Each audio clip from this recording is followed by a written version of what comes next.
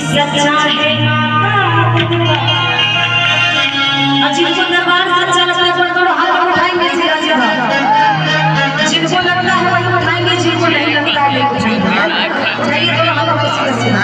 आपको कोई सदमा लगा है, ऐसा लग रहा है पहचान वाले ही आइए बताइए ना, हाथ सीधा सीधा।